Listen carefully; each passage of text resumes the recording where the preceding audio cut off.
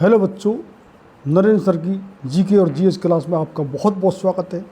हम आने वाली सभी परीक्षाओं के लिए आपको बहुत ही बेहतरीन तरीके के क्वेश्चन जो कि आपको ला रहे हैं, जो स्पेशली एसएससी की सीजीएल है, एमटीएस हवलदार है, जीडी है, सीएचएसएल है, सीपीयू है, और आपकी जो कि एनडीए, सीडीएस है, सिविल सर्विसेज है, बैंक है, रेलवे है, ग्रुप डी की है, और एनटीपीसी एग्ज़ाम है आपकी, और जो सिविल सर्विसेज है, और आपकी जो स्टेट की सर्विसेज हैं, उन सभी के लिए बहुत ही बेहतरीन क्वेश्चन हैं। और हम अपने वीडियो में इस तरीके से कि सभी जो जीके और जीएस में, क्योंकि सभी जो सब्जेक्ट का, इसीलिए इसको जीएस बोलते हैं, जनरल स्टडी, तो क्योंकि सभी का संकलन है। हम हिस्ट्री जो कि हमारी प्राचीन इतिहास, मध्यकालीन इतिहास, हमारा वर्तमान इतिहास, विश्व का इतिहास, हमारी भूगोल है, हमारी जो कि अर्थशास्त्र है, हमारे खेल कूद संबंधित क्वेश्चन है, हमारे कोई भी इनाम हैं, डिस्कवरी इन्वेंशन है, तो ये सभी तरह के क्वेश्चन, और साइंस के फिजिक्स, केमिस्ट्री, बायोलॉजी, एग्रीकल्चर भी है, कंप्यूटर साइंस भी क्वेश्चन है। सभी के संकलित क्वेश्चन जिस तरीके से कि आप परीक्षा में आ सकते हैं।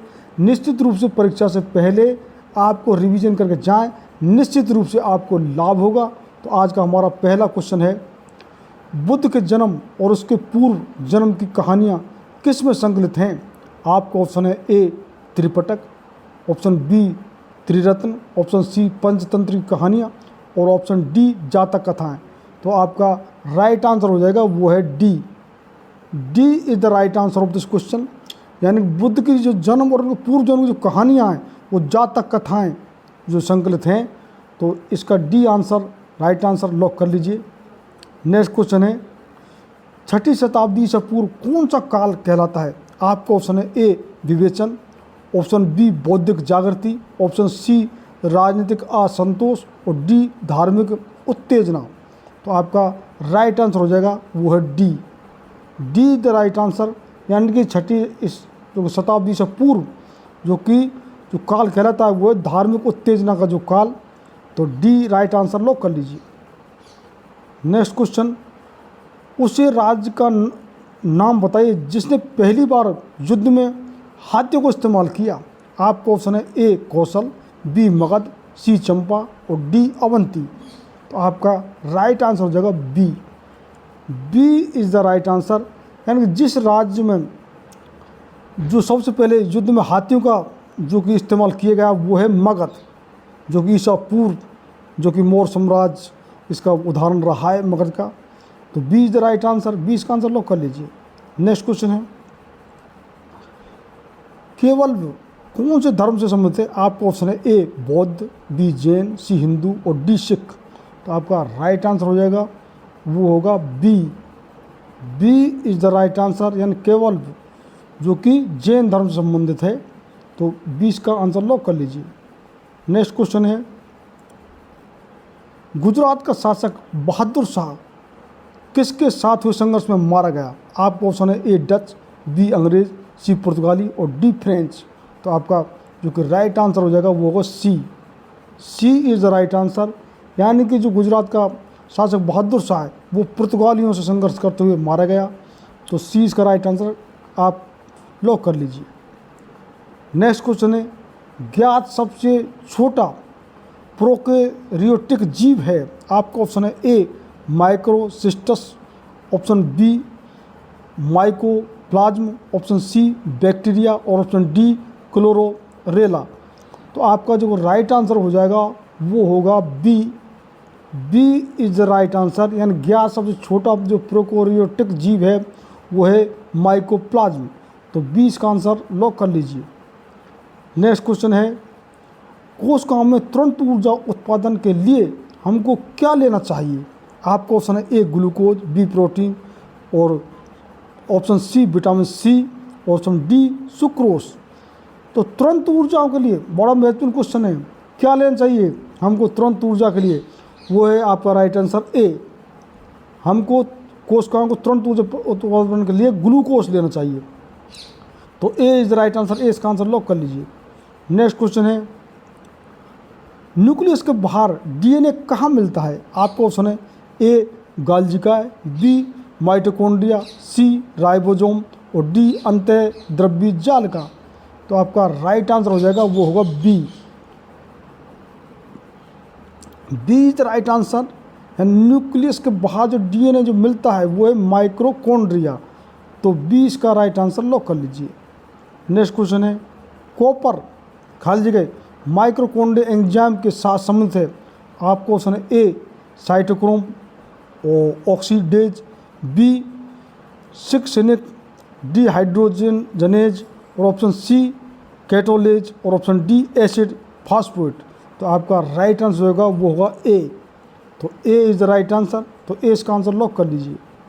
नेक्स्ट क्वेश्चन है निम्नलिखित में से किसने पादप ऊतक संवर्धन का कार्य आरंभ किया। आपका ऑप्शन है A F C Stewart, option B P Maheshwari, option C P R White और ऑप्शन डी हेबर लेहिट। तो आपका राइट आंसर हो जाएगा वो होगा D. D is the right answer, यानी कि आपका जो कि डी इसका आंसर लॉक कर लीजिए, हेबर लेडिट। नेक्स्ट क्वेश्चन है डीटीपी का पूरा रूप है। आपको ऑप्शन है A daily text printing, option B desktop publishing, option C desktop printing और option D daily text publishing. तो आपका राइट आंसर हो जाएगा वो होगा B. B is the right answer of this question, यानी कि डीपी का जो पूरा रूप है वो है डेस्कटॉप पब्लिशिंग। तो बी इसका आंसर लॉक कर लीजिए। नेक्स्ट क्वेश्चन है पांचवी पीढ़ी कंप्यूटरों में क्या उपलब्ध नहीं है।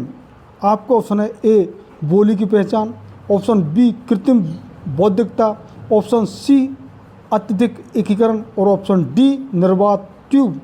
तो आपका राइट आंसर हो जाएगा वो होगा D. D is the right answer, यानी कि 5 पीढ़ी कंप्यूटर में निर्वात ट्यूब नहीं है। तो डी इसका आंसर लॉक कर लीजिए।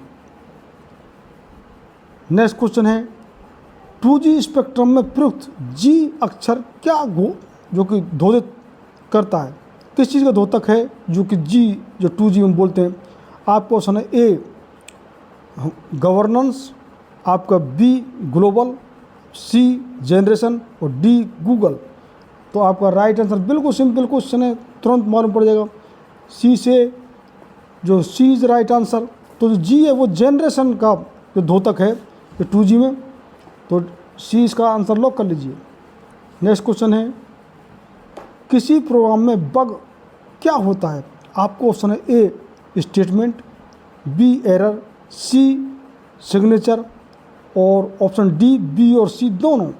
तो आपका राइट आंसर हो जाएगा वो होगा B. B is the right answer, यानी किसी प्रोग्राम में जो बग है वो एरर होता है। तो बी इसका आंसर लॉक कर लीजिए। नेक्स्ट क्वेश्चन है अनेक घरेलू उपकरणों में निर्मित छोटे और सस्ते कंप्यूटर किस प्रकार के होते हैं। आपका ऑप्शन है A main frame, option B mini computer, C micro computer और डी इनमें से कोई नहीं। तो आपका जो कि राइट आंसर हो जाएगा वो C. C is the right answer, micro computer. तो सी इसका आंसर लॉक कर लीजिए। नेक्स्ट क्वेश्चन है 1749 में त्वरित चालक का आविष्कार किसने किया था। आपका ऑप्शन है A Benjamin Franklin, option B Nikola Tesla, option C Eli और व्हिटनी और ऑप्शन डी जॉर्ज वाशिंगटन। तो आपका राइट आंसर हो जाएगा वो होगा A. A is the right answer, यानी 1749 में त्वरित चालक का जो आविष्कार किया वो है बेंजामिन फ्रैंकलिन। तो ए इसका आंसर लॉक कर लीजिए। नेक्स्ट क्वेश्चन है मौसम विज्ञान किसका विज्ञान है। आपका ऑप्शन है ए मौसम का, बी उल्काओं का, सी धातुओं का और डी भूकंपों का। तो आपका राइट आंसर हो जाएगा वो है B. B is the right answer. तो ये है उल्काओं का। तो बी इसका आंसर लॉक कर लीजिए। नेक्स्ट क्वेश्चन है रेडियो धर्मता की खोज किसने की थी। आपका ऑप्शन है A Rutherford, B Henri Becquerel, option C Roentgen, option D Einstein. तो आपका राइट आंसर हो जाएगा वो होगा B. B is the right answer, यानी कि रेडियो धर्मता की जो खोज जो की वो है हेनरी बेक्वेरेल। तो बी का आंसर लॉक कर लीजिए। नेक्स्ट क्वेश्चन है मूली दाब किससे मापा जाता है? आपको ऑप्शन है ए बैरोमीटर, बी एटमोमीटर, सी मैनोमीटर और ऑप्शन डी एक्जोनोमीटर। तो आपका राइट आंसर हो जाएगा इसका D. D is the right answer, यानी मूल्य दाब जिसे मापा जाता है वो यंत्र है ऑक्जेनोमीटर। तो डी इसका आंसर लॉक कर लीजिए। नेक्स्ट क्वेश्चन है, वेग मापी का प्रयोग किसके मापन के लिए किया जाता है? आपका ऑप्शन है ए गुरुत्वाकर्षण, ऑप्शन बी घूर्णन गति, ऑप्शन सी पृष्ठीय तनाव और ऑप्शन डी परिक्षेपण शक्ति। तो आपका राइट आंसर हो जाएगा वो होगा B. B is the right answer, यानी वेग मापी का जो प्रयोग जिसके मापन के लिए किया जाता है वो है घूर्णन गति, यानी वेग मापी घूर्णन गति के लिए आपका काम आता है। तो बी इसका राइट आंसर लॉक कर लीजिए।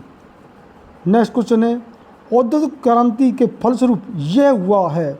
आपका ऑप्शन है ए वनों का संरक्षण, ऑप्शन बी प्रदूषण में बढ़ोतरी, ऑप्शन सी वन जीवों का संरक्षण और ऑप्शन डी पारिस्थितिकीय संतुलन। तो आपका राइट आंसर हो जाएगा वो होगा बी।